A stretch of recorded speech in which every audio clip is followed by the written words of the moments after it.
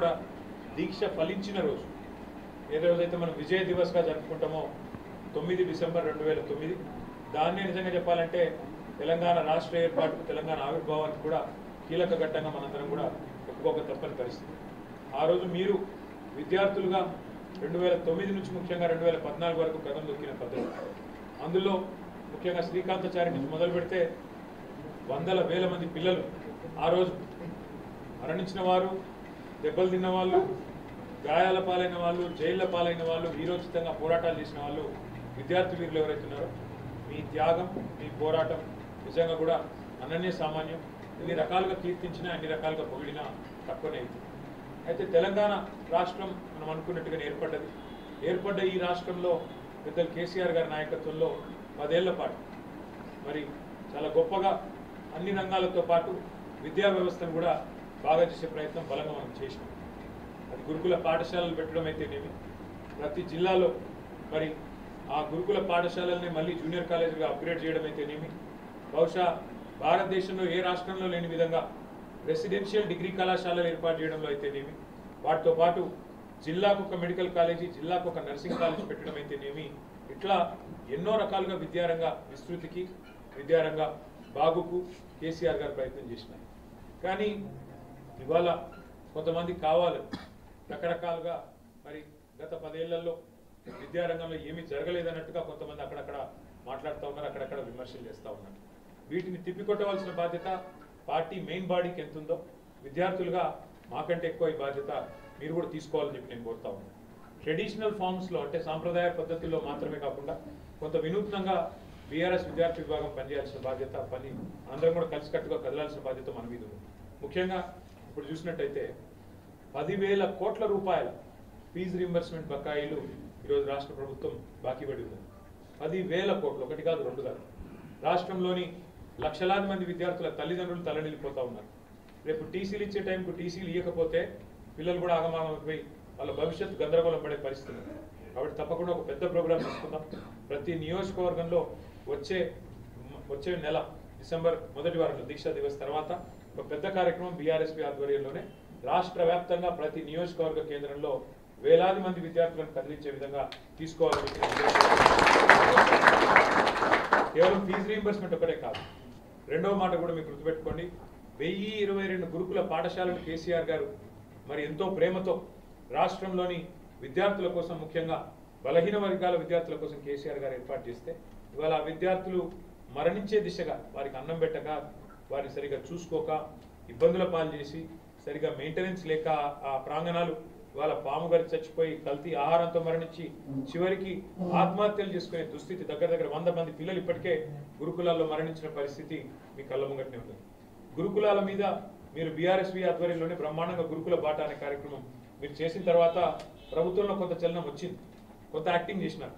మంత్రి గారు పోవాలా, ఎమ్మెల్యే గారు పోవాలా, అధికారులు పోవాలా అని ముఖ్యమంత్రి ఏదో చెప్పినట్టు వాళ్ళు పోయినట్టు 4 రోజులు యాక్టింగ్ చేసినారు. కానీ ఏమాత్రం ఇంప్రూవ్మెంట్ లేదు. ఇంకేమైనా ఉంటే అధోగతి పాలైంది తప్ప ఇవాళ రాష్ట్రంలోని గురుకులాలు అధ్వానంగా మారిన విషయం కూడా నేను మీకు గుర్తు చేస్తా ఉన్నా. ఆ విషయంలో కూడా తప్పకుండా బీఆర్ఎస్వి కొంత పోరాటం చేయాలి, తప్పకుండా మనం క్రియాశీలంగా ముందుకు పోవాలని చెప్పి కూడా నేను కోరుతా ఉన్నాను. కానీ పోరాటాలు చేయడం ఒక ఎత్తు, వాటి గురించి మళ్ళీ ప్రజల్లోకి తీసుకొని పోవడం ఇంకొక ఎత్తు. తప్పకుండా మనం చైతన్యవంతంగా పనిచేయడంతో పాటుగా మరి పోరాటం చేసే విషయాన్ని కూడా కింది స్థాయి దాకా తీసుకొని పోవాలి. ఇక్కడ ఉన్న ప్రతి పిల్లగాడి దగ్గర, మనోడి దగ్గర, తమ్ముడి దగ్గర మీ అందరి ఫోన్లు ఉన్నాయి. ఫోన్లో మీరు అందరూ సోషల్ మీడియా చూస్తారని నాకు తెలుసు. కానీ చాలామంది యాక్టివ్గా లేరు మన విద్యార్థి విభాగంలో. నిజానికి అందరికంటే ఎక్కువ యాక్టివ్ ఉండాల్సింది మీరు. కానీ మీరు ప్రేక్షక పాత్ర పోషిస్తున్నారు, అలా చూస్తున్నారు తప్ప మీరు చేస్తున్న పని చెప్పుకుంటలేరు. మీరు అందులో ఫోకస్ అయితేనే, అందులో చెప్పుకుంటేనే, ప్రతి అంశం మీద కంటెంపరీ పాలిటిక్స్లో మాట్లాడితేనే మీరు నాయకులుగా ఎదుగుతారు తప్ప లేకపోతే మరి కేవలం ప్రేక్షకులుగానే మిగిలిపోయే ప్రమాదం ఉంటుంది. ఎందుకంటే ఇప్పుడు విద్యార్థి ఎన్నికలు లేవు, విద్యార్థి సంఘాల ఎన్నికలు లేవు, గతంలో ఉన్నారు. ఇప్పుడు జగదీశ్వర్ రెడ్డి గారు లాంటి నాయకులు వీళ్ళంతా కూడా విద్యార్థి ఉద్యమం నుంచి ఎదిగొచ్చిన నాయకులు. తమ్ముడు బాల్క సుమన్ కానీ, అట్లాగే జగదీష్ అన్న కానీ, ఇంకా చాలామంది విద్యార్థి రాజకీయాల్లోంచి, విద్యార్థి దశలోనే రాజకీయాల్లో, అన్నాడు సిద్ధార్థ కాలేజీలో అన్న కూడా మరి విద్యార్థి ఎన్నికల్లో పోటీపడ్డ నాయకులు. ఇట్లా ఆ రోజుల్లో ఎలక్షన్లు ఉండేవి కాబట్టి విద్యార్థి నాయకులు కూడా ఎదిగారు. కానీ ఇప్పుడు లేవు, ఎన్నికలు లేవు. కాబట్టి మీరు మీ యాక్టివిజం ద్వారా, ప్రభుత్వాన్ని క్వశ్చన్ చేయడం ద్వారా, సొసైటీలో ఉన్న కొన్ని సమస్యలను ఎత్తి చూపడం ద్వారా తప్పకుండా ప్రజల దృష్టిని ఆకర్షించే అవకాశం మీకు ఉంటుంది. ఉదాహరణకి మీ భవిష్యత్తును, రాష్ట్ర భవిష్యత్తును, రాష్ట్ర ప్రజల భవిష్యత్తును తాకట్టు పెడుతూ రేవంత్ రెడ్డి గారు మొన్న ఒక నిర్ణయం తీసుకున్నారు. నేను చిన్న మాట మీకు చెప్తే అర్థమవుతుంది. అర్థం చేసుకున్న తర్వాత దీన్ని మీరు విశ్లేషించవచ్చు, ఎట్లా చెప్పాలో కూడా మీరు ఆలోచించవచ్చు. అంటే కంటెంపరీ ఇష్యూస్ మీద కూడా మీరు మాట్లాడాలి అని చెప్పడానికి మీకు ఈ విషయం చెప్తా ఉన్నాను. ప్రభుత్వము ఎప్పుడైనా ఏ ప్రభుత్వమైనా, మన ప్రభుత్వం ఉన్నా, కాంగ్రెస్ ఉన్నా, టీడీపీ ఉన్నా, బీజేపీ ఉన్నా, ఎవరున్నా దేశం ఎక్కడ ప్రభుత్వాలు వాళ్ళ ప్రభుత్వ ఉద్యోగాలు కొంత మేరకు ఇవ్వగలుగుతాయి. ఆ తర్వాత సహజంగానే ప్రైవేట్ రంగంలో పెట్టుబడులు ఆహ్వానించి మరి మీరు తప్పకుండా ఉపాధి కల్పన లక్ష్యంగా పనిచేస్తాయి. ఏ ప్రభుత్వాలైనా పనిచేయక తప్పని పరిస్థితి. ఆ క్రమంలోనే ప్రభుత్వాల దగ్గరికి ఎవరైనా వచ్చి ఒక దరఖాస్తు ఇచ్చి, సార్ మేము ఒక పరిశ్రమ పెట్టుకుంటాం, మాకు జాగా ఇవ్వండి, మాకు స్థలం ఇవ్వండి అంటే చాలా తక్కువ ధరకు, చాలా తక్కువ ధరకు, మార్కెట్లో ₹1,00,00,000 ఉంటే ఎకరం, అక్కడ వాళ్ళకి 5 లక్షలకో 10 లక్షలకో ఇచ్చి ఎందుకు ఇస్తాం అట్లా ల్యాండ్? ఒకటే ఒక్క కారణం, ఉద్యోగాలు ఇస్తారు, దీంతో పాటు ట్యాక్స్ వస్తే రెవెన్యూ వస్తుంది, ప్రభుత్వానికి ఆదాయం పెరుగుతుంది, రాష్ట్రానికి మంచి జరుగుతుంది, ఎకనామిక్ యాక్టివిటీ జరుగుతుంది అనే ఉద్దేశంతోనే ల్యాండ్స్ ఇస్తాం. ప్రతి ప్రభుత్వం చేస్తుంది ఆ పని. దేశంలో కేంద్ర ప్రభుత్వం చేస్తుంది, మనం చేస్తాం, అందరం చేస్తాం. అట్లా గత 50-60 సంవత్సరాలుగా హైదరాబాద్ మహానగరంలో 21 పారిశ్రామిక వాడలు ఏర్పడ్డాయి.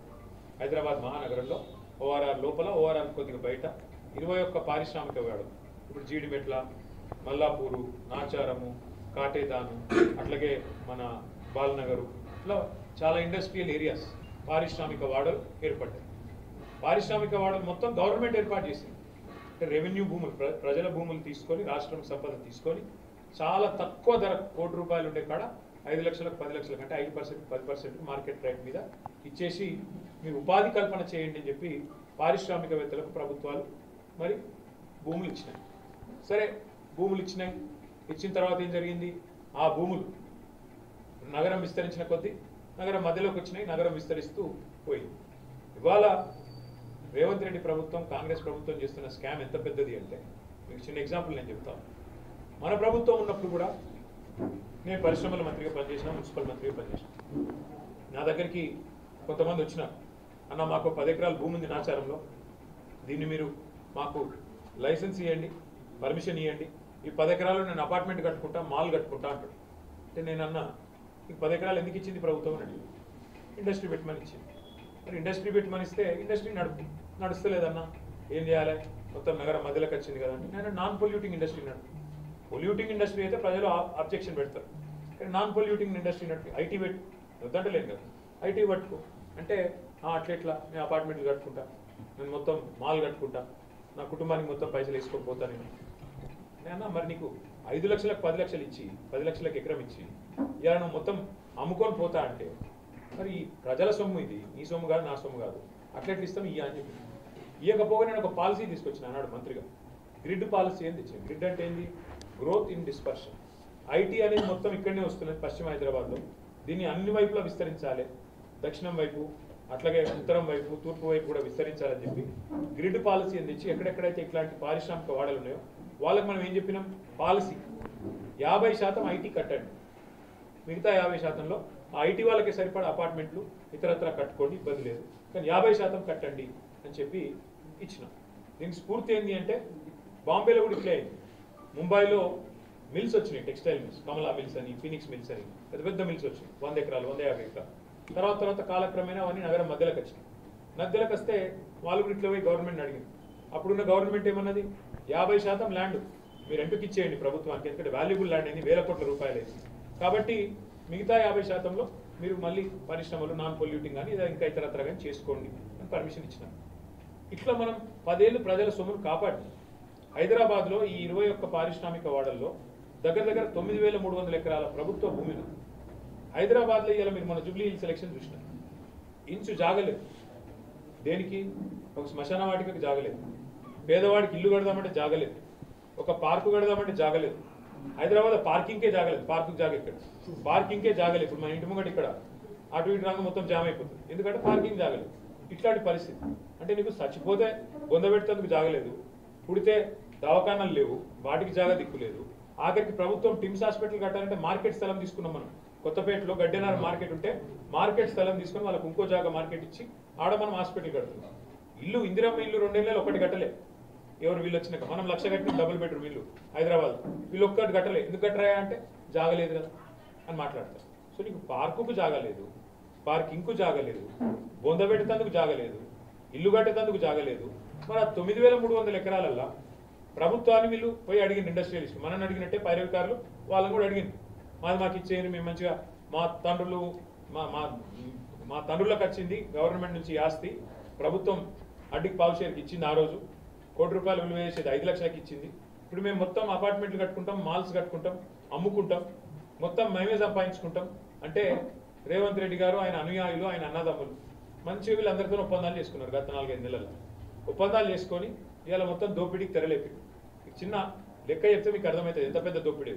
ఎంత పెద్ద దోపిడీ అంటే ఇప్పుడు మీరు ఇంటికెళ్ళి సీదా స్ట్రైట్గా కావాలంటే బాలనగర్ ఉంటుంది. బాలనగర్ అంటే కూకట్పల్లి మంచిగా మధ్యలో ఉంటుంది, సిటీ మధ్యలో. బాలనగర్లో ఇవాళ మార్కెట్ వాల్యూ ₹1,50,000 ఉంటుంది గజం. ఒక గజం ₹1,50,000 అంటే దాదాపు ఒక ఎకరం అంటే ఎంత 4,850 గజాలు. అంటే ఒక్కొక్క ఎకరం అక్కడ 70 కోట్లు, 72 కోట్లు ఉంటుంది. ఇవాళ అది మార్కెట్ వాల్యూ. రిజిస్ట్రేషన్ వాల్యూ ఎంత ఉందాడా 30,000. 1,50,000 మార్కెట్ వాల్యూ, రిజిస్ట్రేషన్ వాల్యూ 30,000.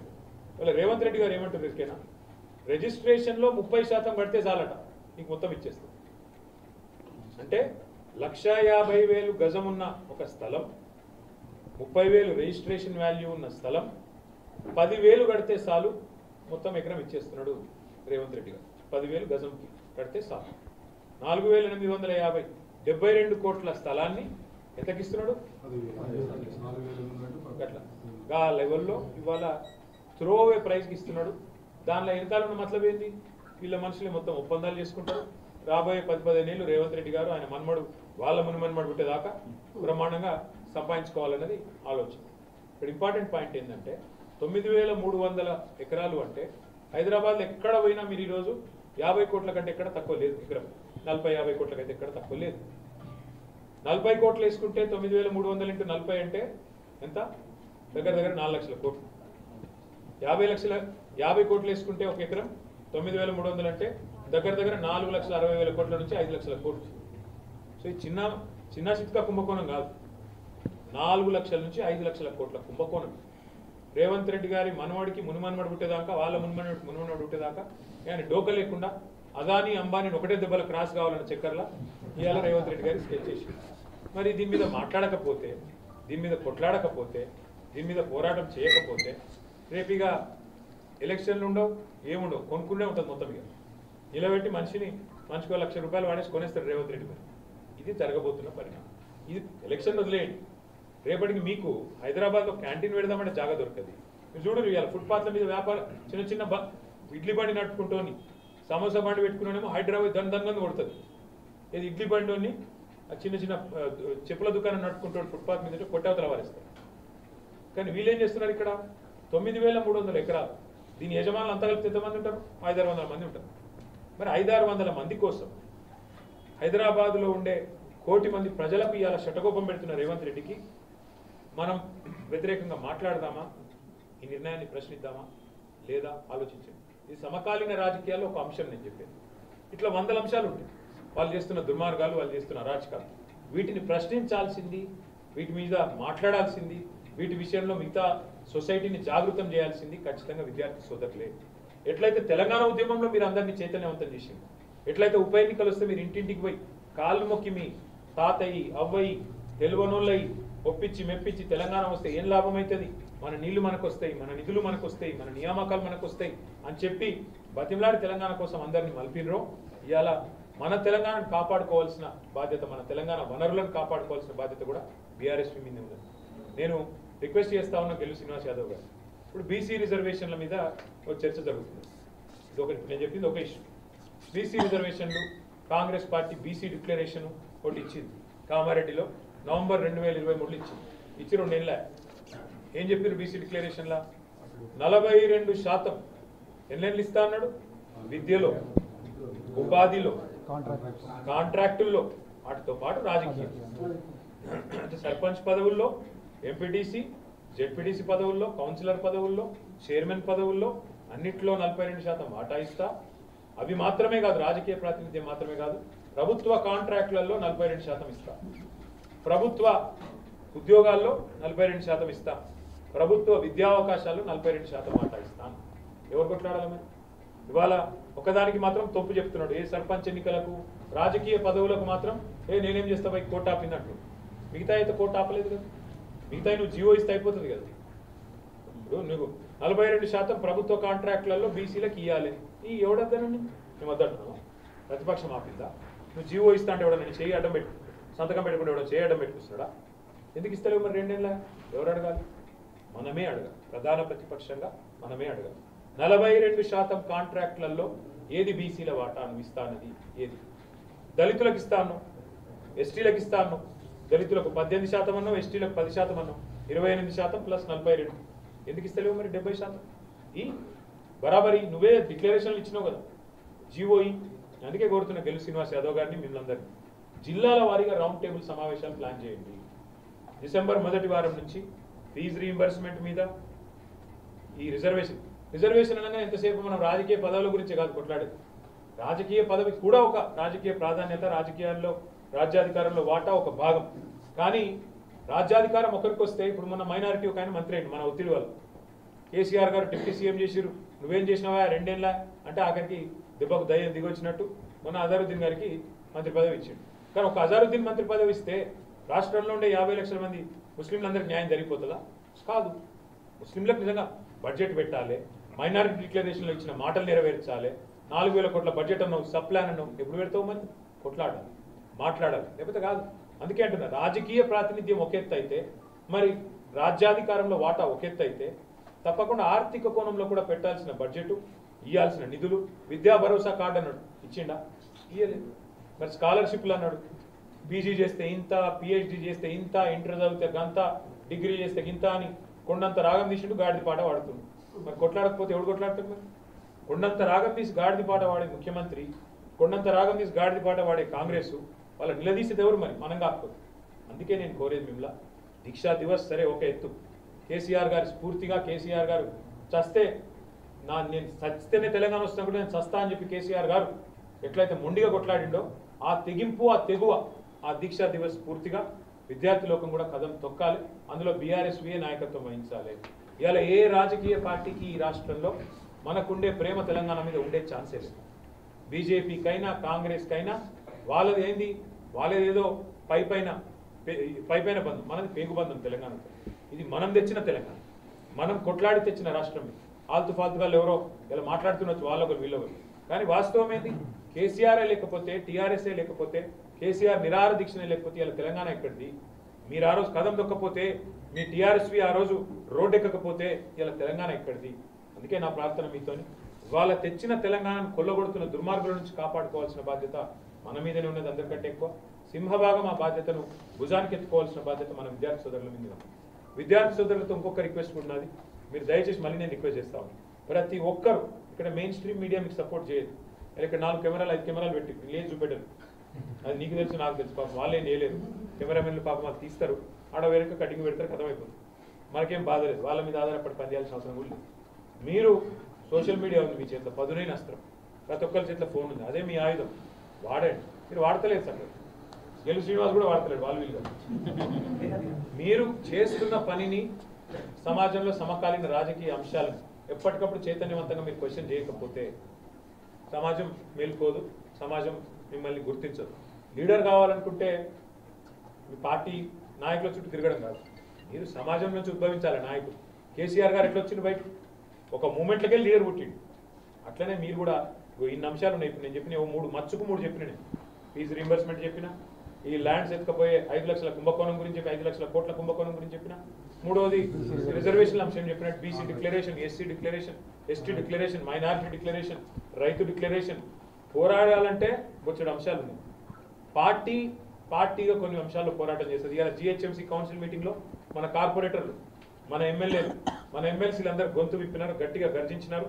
ఎట్లా దోసుకపోతావు, హైదరాబాద్లో ఒక హాల్ కట్టేందుకు జాగలేదు, హైదరాబాద్లో బస్ స్టాప్ కట్టేందుకు జాగలేదు, హైదరాబాద్లో పార్కు జాగలేదు, పార్కింగ్ జాగలేదు, 9300 ఎకరాలు నీ అయ్య సొత్తా, నీ అబ్బ సొత్తా, ఎవడి సొత్తు ఎట్లా తీసుకుంటామని చెప్పి ఇలా మన కౌన్సిలర్లు, మన కార్పొరేటర్లు, మన ఎమ్మెల్యేలు జిహెచ్ఎంసీలో బ్రహ్మాండంగా పోరాటం చేసిన, ర్యాలీ తీసిన. అట్లాగే మనం కూడా రేపటి నుంచి పారిశ్రామిక వాడలకు అవసరమైతే మనమే పోవాలి. అర్థమైందా? ఆ లైన్లో ప్లాన్ చేయాలి. కానీ దానికంటే ముందు 29 నాడు దీక్షా దివస్ ఏదైతే ఉన్నదో ప్రతి యూనివర్సిటీ కేంద్రంగా, అన్ని యూనివర్సిటీల కేంద్రంగా అద్భుతంగా చేయాలి. దానికి దయచేసి నేను గెలు శ్రీనివాస్ యాదవ్ గారిని కోరుతా ఉన్నా. మీరు సీనియర్ నాయకులు చాలా మంది ఉన్నారు. మీ ఉద్యమంలో మీతో 2004 నుంచి 3 నుంచి ఉన్నోళ్ళు, 1 నుంచి ఉన్నోళ్ళు చాలా మంది ఉన్నారు. అవసరమైతే ఇన్ఛార్జ్ లేదు. ప్రతి యూనివర్సిటీకి ఒక సీనియర్లు 2-3 ఇన్ఛార్జ్ చేసి ఈ రోజు నుంచి రేపటి నుంచే పంపించి 29 ప్రోగ్రామ్ సూపర్ హిట్ అయ్యేటట్టు అందరూ ఒకటే దగ్గర ఉస్మానియాల కాకతీయాలు అన్నట్టు కాకుండా మొత్తం అన్ని యూనివర్సిటీలు పంపించండి. పంపించి స్థానిక నాయకత్వాన్ని నేను చెప్తా. అక్కడ మీకు కావాల్సిన ఏర్పాట్లు నేను చేస్తా. మీకు ఏమేం కావాలో ఇప్పుడు జగదీష్ రెడ్డి గారు ఇక్కడే ఉన్నారు. మహాత్మా గాంధీలు ఏం చేస్తారో చెప్పండి, అన్న మొత్తం చూసుకుంటాడు, మీకు పూర్తి స్థాయిలో అండగా నిలబడతాడు. ఆ రకంగా పోతాం. వ్యవసాయ విశ్వవిద్యాలయానికి సంబంధించి అక్కడ నాయకత్వాన్ని చెప్తాను. వెటర్నరీ విశ్వవిద్యాలయం ఉంది, అక్కడ కూడా చేయండి. ఫారెస్ట్ యూనివర్సిటీ ఉంది అక్కడ. అట్లాగే ప్రతి యూనివర్సిటీలో మన టీం ఉండాలి. మన టీం మళ్ళొకసారి విద్యార్థి లోకానికి చెప్పాలి దీక్షా దివస్ ఏడికెళ్ళి వచ్చింది, తెలంగాణ ఎట్లొచ్చింది. ఎందుకంటే చాలా మంది మర్చిపోతా ఉన్నారు. ఇంతకుముందు తమ్ముడు వచ్చినట్టు పైన ఆ పిల్లగాడికి 24 ఏళ్ళు, అంటే తెలంగాణ వచ్చినప్పుడు ఆ పిల్లోడి వయసు 12 ఏళ్ళు. నేను అడిగిన దీక్షా దివస్ వస్తున్నది 29 తెలుసా అన్న, తెలియదు. కేసీఆర్ గారు తెలుసా? తెలుసు.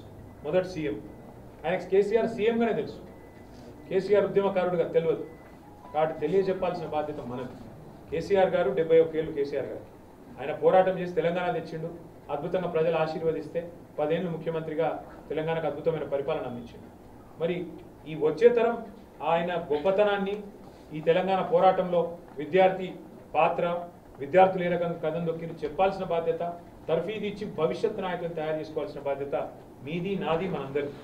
కాబట్టి నా ప్రార్థన మీ అందరితోని, నాయకులు ఉద్భవించాలి అంటే, నాయకులు పుట్టాలి అంటే మీరు ఆందోళనలకు వెళ్ళి పుడతారు, ఉద్యమాలకు వెళ్ళి నాయకులు పుడతారు.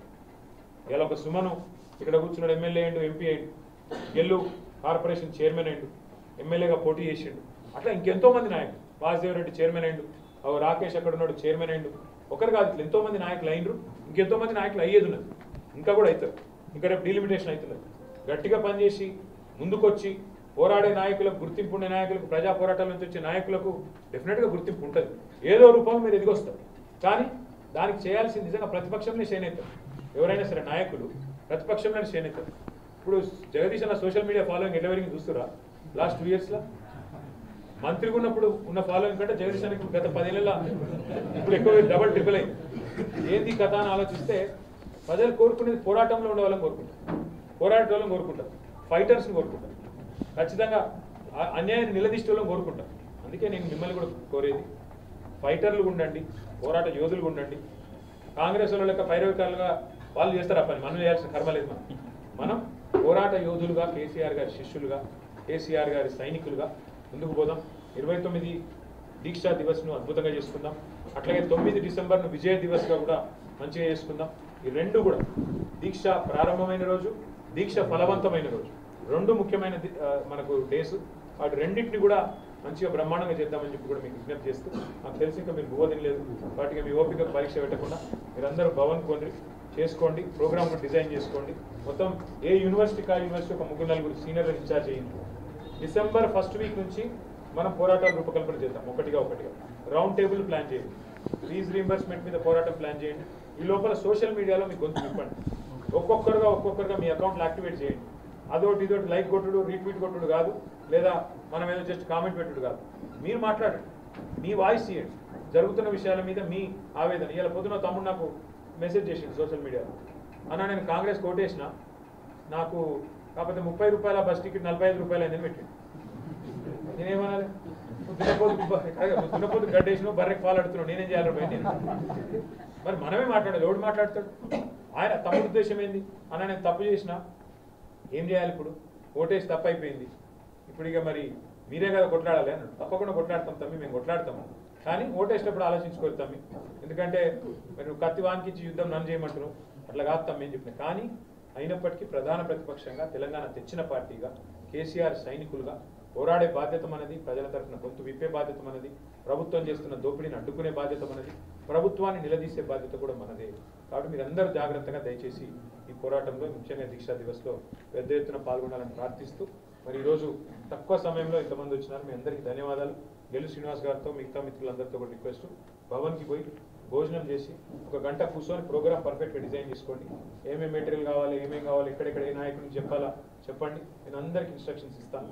మీరు 29 నాడు పార్టీ ఎంతైతే గొప్పగా అన్ని జిల్లా కేంద్రాల్లో చేస్తున్నదో మీరు అంతకంటే గొప్పగా మీరు యూనివర్సిటీలో మీ పోరాటం ఫలవంతం కావాలని కోరుకుంటూ, ఇంకా మిగతా అంశాలు కొన్ని ఉన్నాయి చెప్పాల్సినవి, కానీ ఇప్పుడు ఇంతమందిలో కెమెరాల ముంగట వద్దు, మళ్ళీ కూర్చొని మాట్లాడుకుందాం. తొందరలోనే మళ్ళీ కలుసుకుందామని తెలియజేస్తూ జై తెలంగాణ.